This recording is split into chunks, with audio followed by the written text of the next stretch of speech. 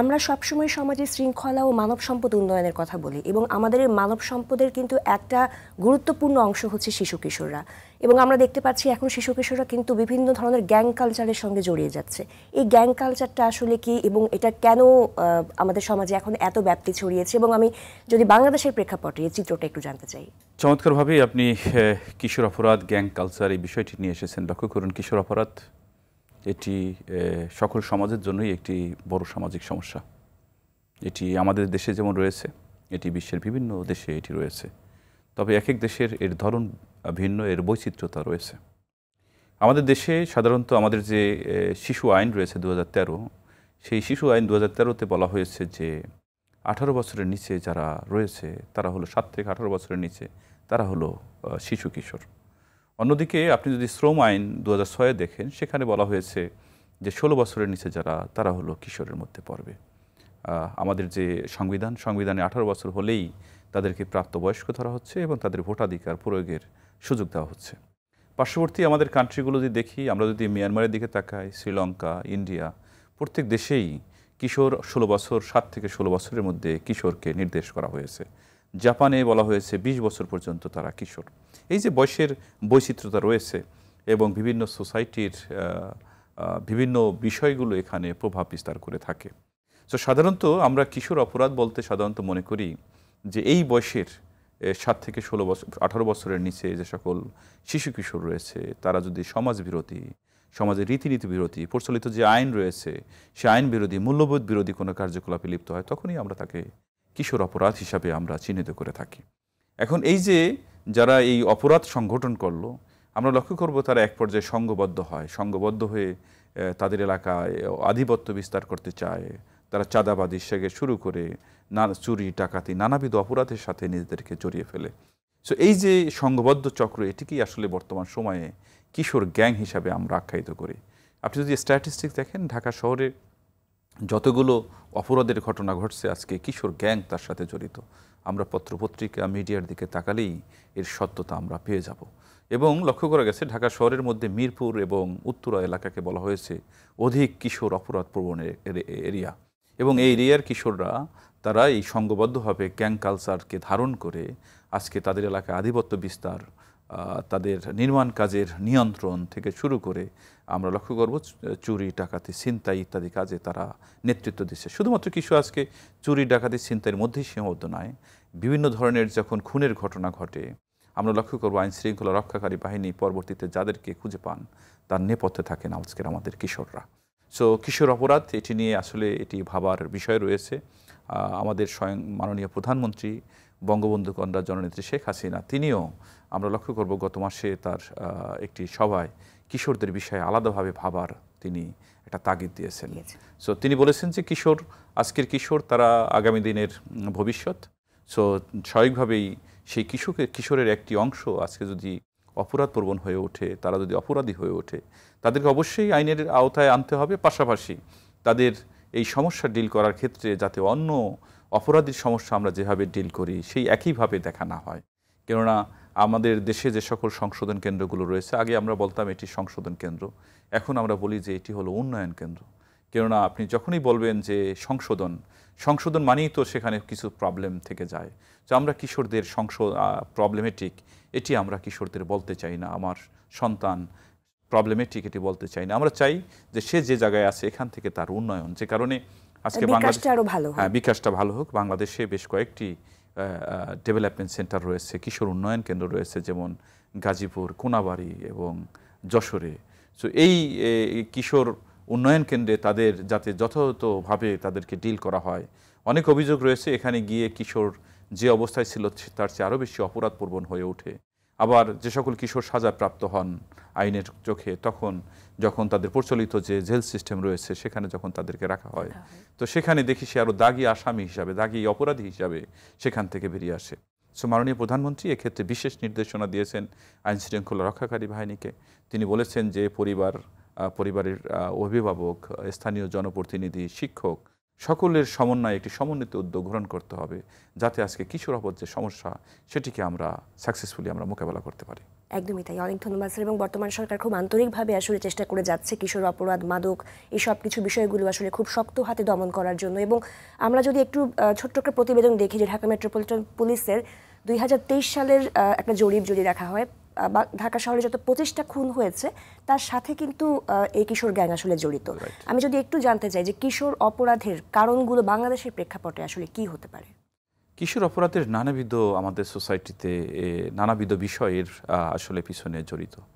তো আমরা যদি গবেষণা দেখি, আমি আসলে সমাজবিজ্ঞানের একজন ছাত্র হিসাবে এ বিষয়ে অনেক গবেষণা করার অভিজ্ঞতা আমার আছে।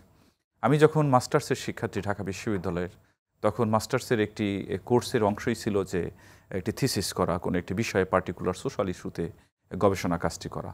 তো সেই সময় আমার যে গবেষণার বিষয় ছিল সেটি হলো পরিবারে কিশোর অপরাধ সমস্যা।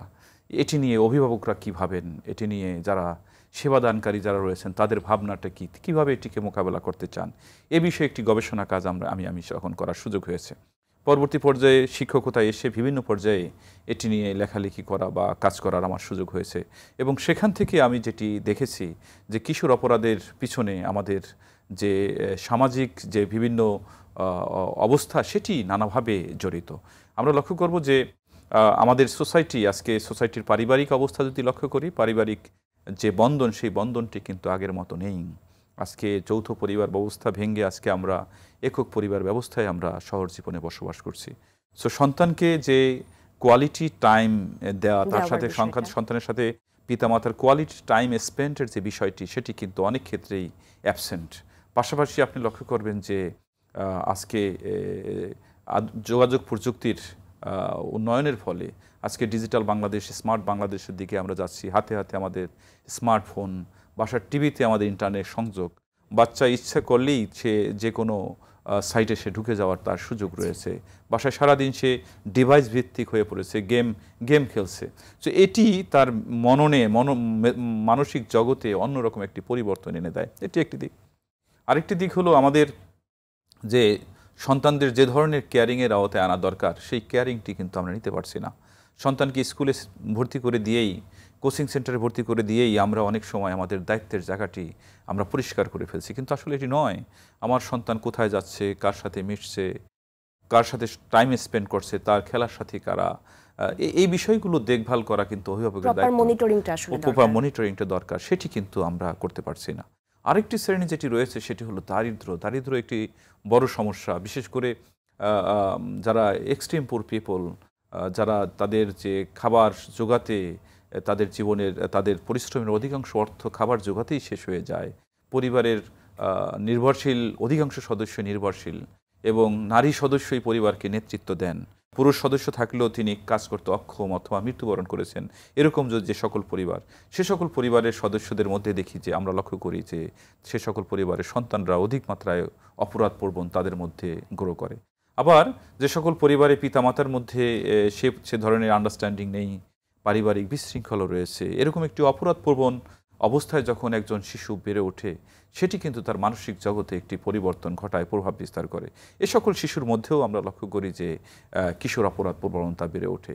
সো আরও যে সকল বিষয়ে রাজনৈতিক একটা বিষয় তো রয়েছে। আমরা অনেক এলাকায় অনেক ক্ষেত্রেই লক্ষ্য করি যে রাজনৈতিক যে সকল নেতৃবৃন্দ রয়েছেন তারাও তাদের স্বার্থ উদ্ধার করার জন্য, তাদের টার্গেটে রিচ করার জন্য কোমলমতি কিশোরদের তারা ব্যবহার করছেন এবং অত্যন্ত স্বল্প মূল্যে তাদেরকে ব্যবহার করতে পারছেন। যে কারণে এই যে নানাবিধ কারণ, এই কারণে আজকে আমরা লক্ষ্য করব আমাদের সোসাইটিতে কিশোর অপরাধ প্রবণতা এটি ধীরে ধীরে বেড়েই চলছে, যেটি আমাদের জন্য খুবই উদ্বেগজনক। কেননা এই কিশোরকেই তো আমরা বলি যে তারা আগামী দিনে এই জাতিকে, এই দেশকে নেতৃত্ব দেবে। একদম, এটা আমাদের ভবিষ্যতের জন্য একটা আসলে হুমকি স্বরূপ। এবং এই যে বহুমুখী কারণগুলো আছে, যদি স্যার একটু বলতে চাই যে আমরা অপেক্ষাকৃত দরিদ্র পরিবারের বিষয়টা তো আসলে জানি, কিন্তু এখন উচ্চবিত্ত পরিবারের শিশু কিশোররাও কিন্তু কিশোর অপরাধের সঙ্গে জড়িয়ে যাচ্ছে। এটা কি শুধুমাত্র পারিবারিক কাঠামো বা পরিবারের যে আন্তঃসম্পর্কগুলোই এটার জন্য দায়ী, নাকি পাওয়ার এক্সারসাইজ বা একটু হিরোইজম দেখানো, এই বিষয়গুলোও আসলে পাশাপাশি চলে আসে? যে চমৎকার একটি বিষয় আপনি অবতারণা করেছেন। আমি বলার চেষ্টা করেছিলাম যে এটি দারিদ্র্যই এর একমাত্র কারণ নয়। আমরা উচ্চবিত্ত পরিবারের মধ্যেও আমরা লক্ষ্য করব যে কিশোর অপরাধ প্রবণতা এটি বেড়ে চলছে। এবং সেক্ষেত্রে আমি বলেছি যে পরিবার পিতামাতা তার সন্তানকে যদি যথাযথ কোয়ালিটি টাইম দিতে না পারেন, প্রপার মনিটরিংয়ের মধ্যে না রাখতে পারেন, অতিরিক্ত প্রয়োজনের অতিরিক্ত অর্থর অপব্যবহার করার সুযোগ যদি কোনো শিশু কিশোর পায়, সেক্ষেত্রে কিন্তু তাদের মধ্যে কিশোর অপরাধ প্রবণতা বেড়ে যেতে পারে। আরেকটা বিষয় লক্ষ্য করবেন, সেটি হলো কিশোরদের বয়সটি এরকম, আমাদের দেশে একজন কিশোর 12 বছর পার হলেই মোটামুটি আমাদের যে ক্লাইমেটিক সিচুয়েশন, আমাদের যে ফুডিং হ্যাবিট, সে কিন্তু অনেকটা অন্যান্য কান্ট্রির তুলনায় তার যে ম্যাচুরিটি অনেক বেড়ে যায়। সো স্বাভাবিকভাবেই এই কিশোর সে নিজেকে কিন্তু হিরো ভাবতে শুরু করে। আপনি যেটি বলেছেন এটি যথার্থই। সে অনেক সময় ভাবে যে he or she is the king of the society, so যা কিছু তাই সে করতে পারে, এরকম একটি। আর যখন কতগুলো কিশোর একত্রে সঙ্গবদ্ধ হয়, সো স্বাভাবিকভাবেই তখন তার মধ্যে কিন্তু এই হিরোইজম এটি কিন্তু তার মধ্যে চলে আসে এবং সে ভাবে যে আমি যা ইচ্ছা তাই করতে পারি, এবং এর মধ্যে থেকেই সে নতুন একটি আনন্দ উদ্দীপনা সে খুঁজে পায়, এবং এর কারণে সে এই অপরাধ জগতের দিকে আরও বেশি ধাবিত হয়। প্রাথমিক পর্যায়ে আমরা লক্ষ্য করি এ সকল কিশোররা পিতামাতার কাছ থেকে, তার পকেট থেকে চুরি করে অথবা বাসার অন্য কোনো সামগ্রী বিক্রি করে তারা এই অপরাধের দিকে পা বাড়ায়, মাদক অথবা নেশা জাতীয় দ্রব্য গ্রহণ করে। এটি যখন সম্ভব না হয়, আমরা লক্ষ্য করি সে চুরি, ছিনতাই, রাহাজানি এ সকল কাজের সাথে সে ইনভলভ হয়।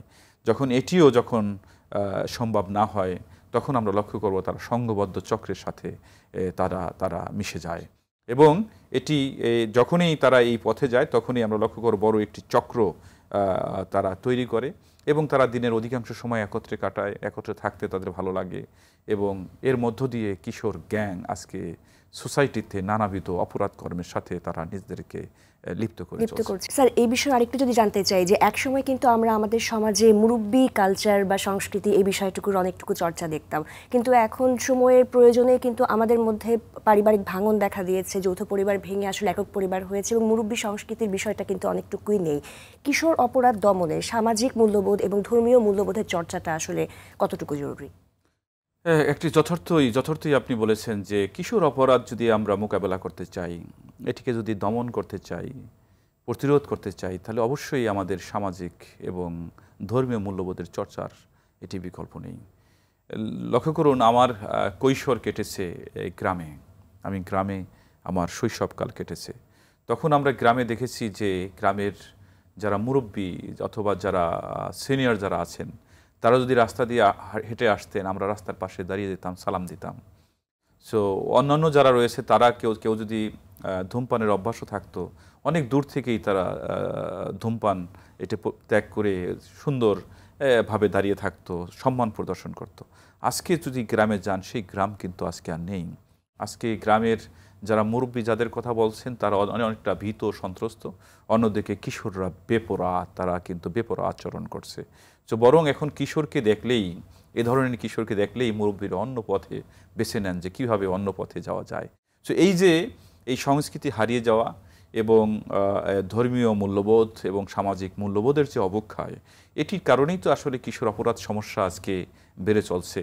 সো ডেফিনেটলি এদিকে আমাদেরকে গুরুত্ব দিতে হবে। আমাদের পারিবারিক পর্যায়ে ধর্মীয় শিক্ষিত করতে হবে, তাদের ধর্মীয় যে মূল্যবোধ এটিকে ধারণ করাতে হবে, পরিবারে এটি নিজেদের চর্চা করতে হবে। কেননা একজন সন্তান যখন দেখবে তার পিতামাতা, তার বড় ভাই তারা ধর্মীয় মূল্যবোধ, ধর্মীয় কালচার এগুলো মেনে চলেন, তখন কিন্তু তার মধ্যে এটি গ্রো করবে। আর তারা যখন লক্ষ্য করবে যে এটি তাদের মধ্যে এই চর্চাটি নেই, সো স্বাভাবিকভাবেই তখন কিন্তু এটিকে ধারণ করবে না। সো পারিবারিক পর্যায় থেকে এটি মেনে চলতে হবে। আর একটি বিষয় হলো একটি সমাজে বসবাস করতে গিয়ে সামাজিক কিছু রীতিনীতি, সামাজিক কিছু কাঠামো আছে, সেই কাঠামো আমাকে এগুলো কখনো লিখিত অলিখিত, অধিকাংশই অলিখিত, সেই কাঠামো সামাজিক রীতিনীতি তার প্রতি শ্রদ্ধাবোধ আমাদের সকলে পারিবারিক পর্যায়ে সমাজ জীবনে আমাদেরকে মেনে চলতে হবে। কেননা মনে রাখা দরকার, একটি সমাজের আমরা একটি অবিচ্ছেদ্য অঙ্গ। স্বাভাবিকভাবেই একটি সমাজে বসবাস করতে গিয়ে আমি যে কোনো রকম আচরণ আমরা করতে পারি না। সো সামাজিক রীতিনীতি, মূল্যবোধ এটিকে আমাকে ধারণ করতে হয়, শ্রদ্ধা পোষণ করতে হয়, দেখাতে হয়।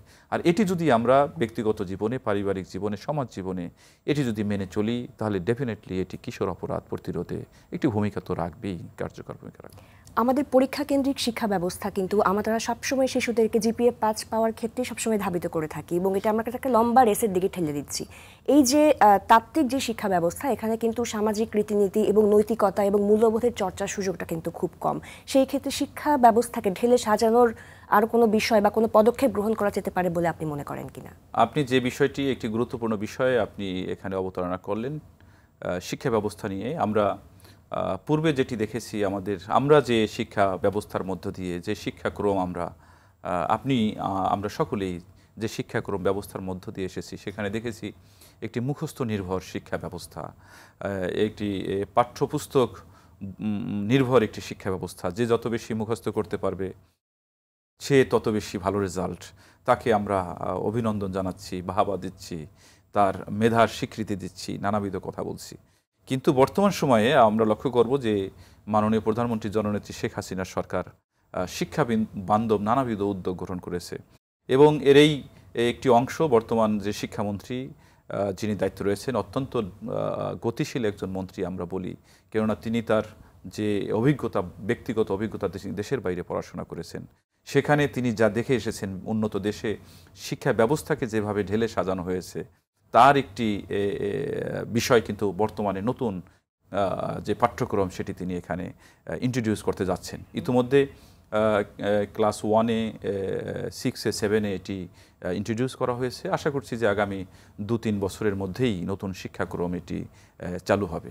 এবং এই শিক্ষাক্রমে যে কথাটি বলা হয়েছে যে সেটি হলো যে কর্মের মধ্য দিয়ে একজন শিক্ষার্থী শিখবে, কাজ করার মধ্য দিয়ে শিখবে, বিভিন্ন প্রেজেন্টেশনের মধ্য দিয়ে শিখবে, সে বিভিন্ন প্রজেক্ট তৈরি করার মধ্য দিয়ে শিখবে, অডিও ভিজুয়াল এর মাধ্যমে শিখবে, সরাসরি কোনো প্রজেক্ট প্রজেক্টে পার্টিসিপেট করে শিখবে।